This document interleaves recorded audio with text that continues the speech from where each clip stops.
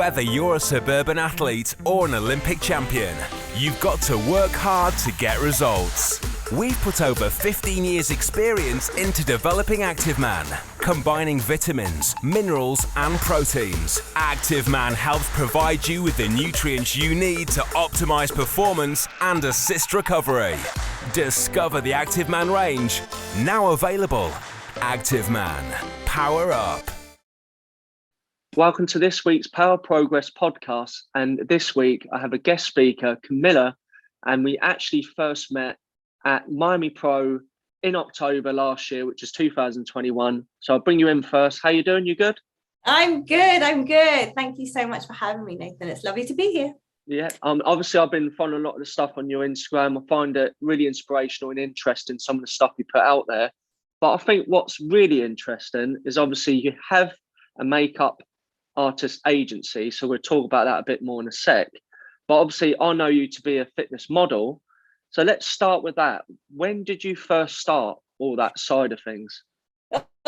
It's been one heck of a journey. I think things have really ramped up since the second lockdown in the UK, which was at the beginning of 2021 or the end of 2020 really. But I've always been into fitness in general. It actually stems from when I was starting my business and I needed to get up for something because I didn't have a boss or a place to be that was going to tell me to sort of get up. So it started with going to gym classes, and I used to be a member of Virgin Active Gym. And I just got really kind of hooked on the classes sort of then. So I was always kind of enjoying fitness, but never really bodybuilding as such or kind of, taking it to that sort of next level. It was more a social club. As classes often are. And then a friend of mine sort of got into, she used to actually teach some of the classes. She then got into bodybuilding. We kind of lost touch for a while. And then I started training with her a little bit. And this was actually back in 2018. And I decided at the 11th hour, really last minute, to do a show because it was in November. So the season was coming to an end. And the story is that I was clearing out my office and I found this book, and in that book was a bucket list that I'd written that I'd completely forgotten about, and on that list was do a bikini competition. So I went to her probably like a week later and just said, what do you reckon I could do this? So she said, yeah, but you'll have to wait till next year because it's like there's not enough time to get you ready from like zero to nothing, from nothing to everything. And then it just ended up being a last minute change of mind. We did it in 7 weeks. Wow. It was a pretty hardcore diet, very different to what I've just been doing last year, but that's because I kind of had the preparation. I didn't really do any posing practice. I didn't know what the poses were. I was looking to my left and right and copying the girls on stage, and technically it was a disaster, but the most important thing to me was I did it. On stage, exactly. I got on stage and I loved it. I really enjoyed it, and I did plan on doing it again, but life kind of takes over. You get further and further away from that place, and the thought of having to get back there again, I just busy my attention as well.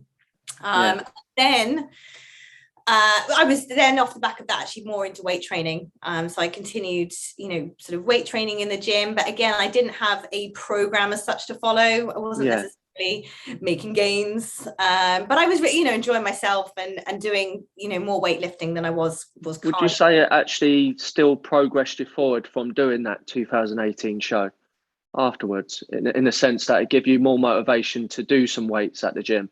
Absolutely. Yeah. And I think, training with my friend at the time as well, kind of learning and seeing the results this is the wonderful thing about show prep, isn't it? Because you just you see the results instantly because you've got the diet and the training and everything together. And obviously it's not a sustainable situation, but when you can see that progress, you then have, proof that it works. And you've got an element of obviously that goal of being on stage, and that fear really works for you as well.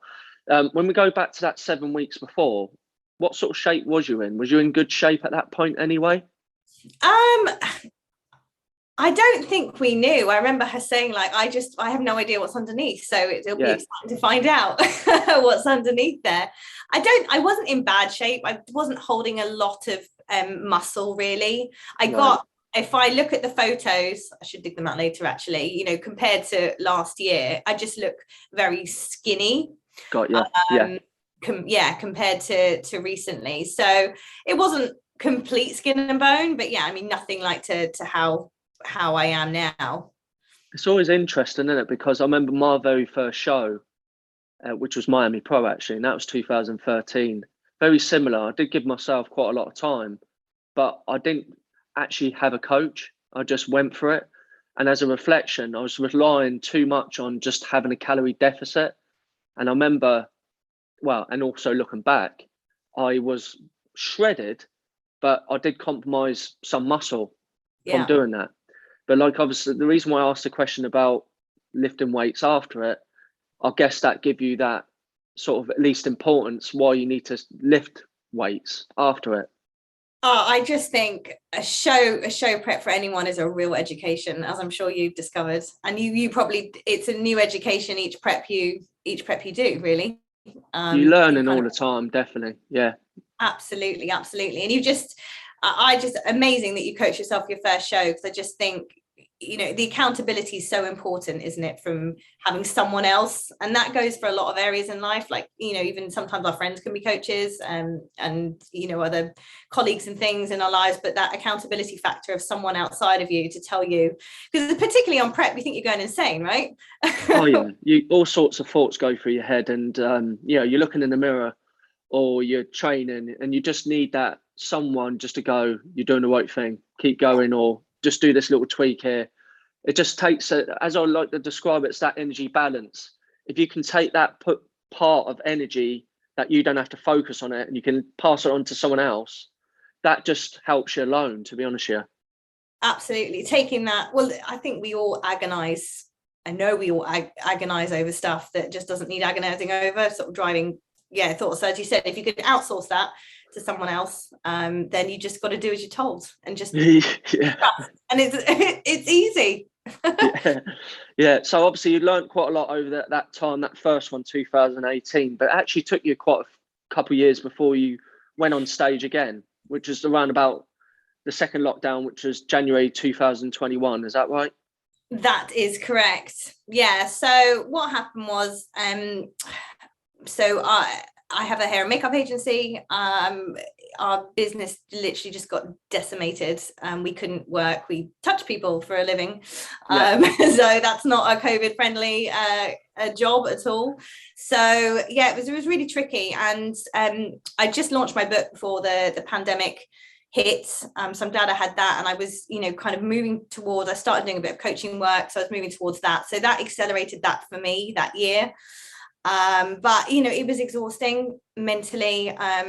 And when we went into yet another lockdown, like at the end of 2020, I just thought, you know what, I need to do something for me, because there was a lot of, I mean, everyone was spending more time on social media. I was creating a lot of new stuff, posting a lot, you know, there was a lot of stuff going out to other people in support. And I just thought I need to kind of rein this back in and just focus on me a bit. Otherwise I'm going to burn out. And what's the point in all of this? So I spoke with my friend Tom, who's got a gym in Bristol, and he used to compete himself. He's not in that arena anymore, and he doesn't, you know, prep people for shows, but sort of twisted his arm, because I was up in Bristol seeing him in December, and I just said, oh, like, come on, as a little project, it'll be fun, would you? And it's like, all right then. So that's what we started in January, from home with a kettlebell. I'd never used a kettlebell before, so that was great. And you know, it was so good, because I didn't have the distractions, you know, the day-to-day distractions of people going, come out for a drink or come out to eat, or so much of the work stress either, and sort of milling around. So it was a very controlled environment. And obviously prepping for a show or a photo shoot or anything is a very controlled thing to do in terms of your diet, you know, your macros, weighing out your food, your workouts, how many calories you're burning, and all of that, tracking all that. So, you know, it was an incubator, really. It really lent itself to what I was doing. The environment that I was in really kind of helped me to just find it quite easy and quite enjoyable. Give you something to focus on as well, didn't it, in a way? Yeah, absolutely. And I think we all needed something to focus on around that time, and people picked up different things. I know personally, in lockdown number 1, we had beautiful, gorgeous weather. It was Prosecco o'clock, like every o'clock all day long, and I put on a fair bit of weight then, and then I went the other way in the second lockdown. But I've spoken to people who've done it the other way around. I was gonna say a lot of people actually did the opposite. I was like, oh, brilliant, a break, cool. And then I just took the break. Well, we thought it was only going to be a couple of weeks. Months later. If only we could look forward, eh? And then you obviously, it got cancelled, didn't it? The original show in 2021, and you end up competing at Pure Elite. Was it around, what date was that? Pure Elite. Pure Elite was actually the practice show that I decided about 6 days before that I was going to do. Right. So Pure Elite was the initial show that I was going to do. It was on, I think, was it like April the 13th or something, the day before lockdown lifted, which was so frustrating, and they had to cancel it. And I think they told us frustrating. I know, told us maybe like 3 weeks before, so it was a good few weeks. So I spoke to Tom and I just said, look, I can't stop now, like I've got to put something there. So I had to do a shoot with Matt Marsh, that is, and that's so that's what I did. Literally the day lockdown lifted, I was in that studio doing a shoot, and it was great fun. And then what happened was, because I'd built I'd really instilled those kind of habits, that routine. I was sort of chilling out on the weekends, but I was still very much sort of tracking, what I ate. I generally kind of knew what was in stuff. And obviously the whole routine of my morning workouts with the kettlebell, obviously could go to the gym then. It was just kind of all instilled in me. So I ended up maintaining really well, obviously probably building a little bit more. And I just thought, I was going to do a show. Why don't I just damn well do it? And so I think the Pure Elite was coming up a bit too soon, but I saw Miami Pro, which was around the corner from me, in North London. And I'm a bit lazy in that respect. I thought, this is perfect. Like, this is a no-brainer. Let's do it. And, Margate was too far anyway. So I gave myself only, I think, 5 weeks. I have 5 weeks to sort of trim down for that. And then, that was it. It was the summer. It was the summertime. Everyone was doing barbecues. I'm obviously on prep. I remember trying to go to bed at like 7 or 8 p.m. just to like duck out of life. And I just thought, this is ridiculous. Like I'm gonna mess up here in some way unless I go like lean further into this prep. What can I do? And I just thought, I'm getting in the car next weekend. I'm going to go to Pure Elite show, and I'm just going to use that stage as a practice run. And that's what I did. And I took my dad down with me. So I ended up doing one in 4 weeks. And then the Miami Pro show was the one afterwards. Right. Did you do well on both of them? Pure Elite was an absolute disaster, which is why I'm so glad that I did it. Well, no, the whole thing wasn't a disaster.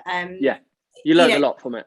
Absolutely. And the main thing was I just lost my nerve. I froze on stage. Which it's just not like me. And I'm like, what on earth? And, so it was so much learning there. And then the following weekend, because of that experience, I literally just inside me, I was like, no matter what, I am just doing my thing. So it really actually helped with my confidence, having that feeling as such, I put in inverted commas, to really kind of push through and make sure that didn't happen the next time. So actually you, in a way, you put yourself in a worst case scenario, which meant it was only kind of going to get better, but you used that as a fear, not to hold you back, but to push you forward and drive you towards being better for Miami Pro. Absolutely. That's spot on of kind of how I felt. I was like, well, it can't go any worse than last time. As in, like, I didn't even do my routine. I did like half of it. So, all I've got to do is do my routine. I'm already a winner in that sense. I've beat me from the last time. And I think also that's kind of how I view a lot of the show stuff as well. For me, it's just, and bodybuilding in general is just always progressing, you're only competition with yourself, so progressing on the last time. I totally agree. I'll use it as a way to push me further ahead than what I did last time in my diet, my fitness, in terms of how I deal with the experiences of leading up to it, the actual show day itself. How can I do better the next time? And nothing else I've found, for me personally, does it how that does it. And that's why I use that. What, the shows? Yeah, yeah. Yeah, this is where I'm at mentally this year, and I've spoken to a few other people actually, some who'd done a show in the past and hadn't done one for years and wants to do one, and they were saying there's nothing else that drills that fear into you like having to get your not quite naked but pretty much self up on stage in front of people. A shoot doesn't quite cut it, does it? It's that. No, I do think as well, I think if you're a certain type of person, like I admit to myself, I like being in the center of attention, as it were. And because I do that in my job and I do it on stage, I don't necessarily need to do it in my personal life. I'm actually now the opposite, because I fulfill that need in my business and obviously succeeding on stage. Nice. It's a nice little outlet for you then. It is, yeah. And I find I'm a better person for it, because this relates to myself when I was younger, when I didn't have the business what I've got and I didn't go on stage. I was probably that person who always had to be heard, as it were, which maybe to everyone else I might have been a little bit annoying. But because I don't necessarily need that anymore, I class myself as being quite humble and relaxed and not necessarily need to be at the front line of everything. And I think that's down to feeding that need. That's really great. So yeah, well, I guess it's that proving yourself, isn't it? And proving yourself on a daily basis in whatever way you can. But if you channel all that energy that you have to, and not that you are trying to prove anything to anybody, you're doing it for yourself, because you know the education that you go through kind of each prep and what you learn and how you progress, so it works for you in your favor. But yeah, I love that, channeling all that through and having it as an outlet I think so. It's an observation, and obviously being more content with myself, all that helps, of course. But I do think being on stage, as it were, my underpants, or obviously helping others, and I'm the center person to help others. As much as it's really important for me to help others, I believe I'm on the world for that. I think there's lots of sides of us, and I think we need more of certain things than what someone else would need, and it's just figuring out who you are, I think. I think we're all figuring out who we are, and I think who we are is constantly changing as well, because the world is constantly changing. So new kind of things are coming in, and we're adapting, aren't we, to our surroundings all the time.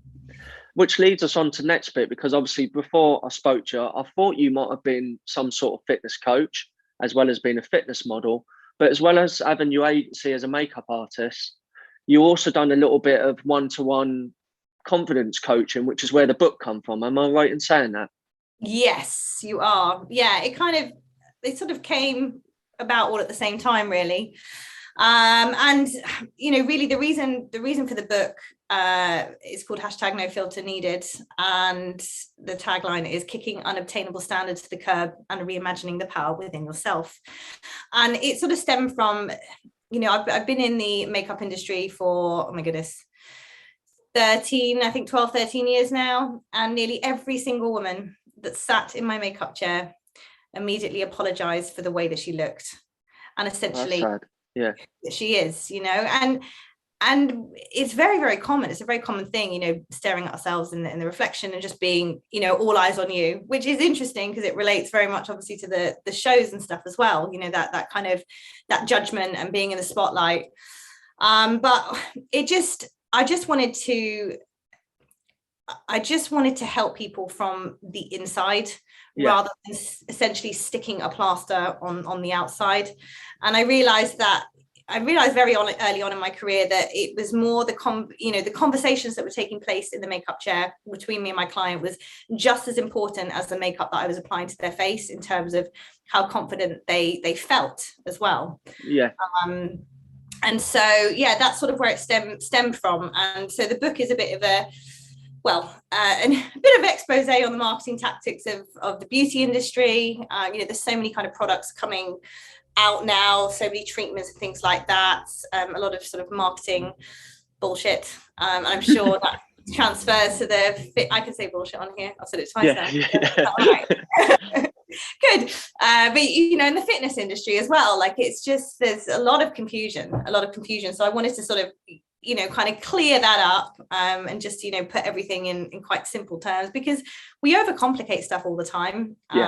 Marketers in particular are always playing on our insecurities and feeding our lack of self-worth. So that was really what the book was designed to do, is to kind of support that. And I actually talk about my show in the book, the 2018 one, and what I learned by taking all the distractions away during that prep, i.e. alcohol, socializing. Obviously I could still socialize, but I didn't as much. So, and when you were left just with yourself on a very kind of plain bland diet and a very simple kind of day and really one focus, you just realize how much you fix on stuff and how much you use stuff to make yourself feel better, and you have no choice but to really dig deep within, don't you, to find that confidence within yourself to continue on, and to really get to know who you are and what you're made of. It's really good. And obviously off the back of the book, you've done a little bit of coaching, and that was kind of, someone met up with you, you tap into what sort of lifestyle changes they would need to make. Am I right in saying you then set them some little things to do, and the next time you met up with them, you would obviously speak about what they'd done from the last time, and that give them that accountability, didn't it, to move forward? Yeah, absolutely. Accountability is massive, and I think that's coaching across the board, whether it's personal trainers, whether it's therapists, psychiatrists, and people that you're seeing, or business coaches as such. And when it comes to confidence, I mean, it feeds into all areas. I'm sure you get it with people not being confident in the gym, or people not confident to cover themselves in tan and get on stage for a show.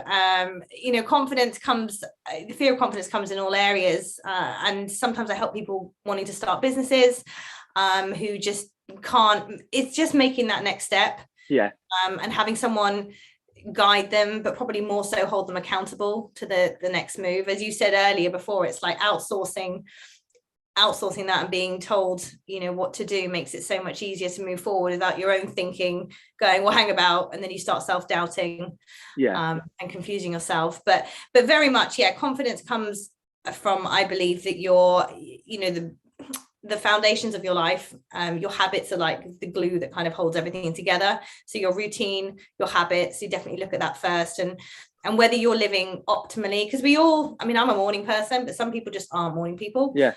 And trying to, you read a book that you should be a morning person and you're forcing yourself to get out of bed, but that's not naturally how you work, and you'd be better off, it's working out where the prime times are for you and what works best for you, and then kind of organizing the day around that. But it's very much trial and error with some things as well. Of course it is. Certainly. But that's interesting, and obviously that's something where we cross over, because originally when I got into, because I've done neuro-linguistic programming, which is NLP, which is going down talking about mindset. It's kind of a form of psychology, but it's not. It's a different entity. But I took that on board doing one-to-ones with individuals as well, and I still do it if I feel my client needs that. But obviously a lot of this stuff I'll use with my fitness coaching. I'll do it on the platform, so that's where we do cross over a lot with that. So, but before, we'll probably finish off around here because we've covered quite a lot, but maybe mention about the title of your book so people can connect with that, and maybe your Instagram if anyone wants to connect with you. Brilliant, thank you. Yeah, of course. So the book is called #No Filter Needed. It's on Amazon. I also recorded an audio version, so that's on Audible. And and my Instagram is at Camilla J Collins, and then CamillaJCollins.com as well is the website. Brilliant stuff. I mean, it's been great to speak to you. I'll have you back on, and I reckon the next time maybe we can go a bit more in depth with the coaching side of things, but we can work that out the next time you're on. But it's been great to have you, and I'll speak to you soon. It's been great. Thank you so much for having me. Speak to you soon. See you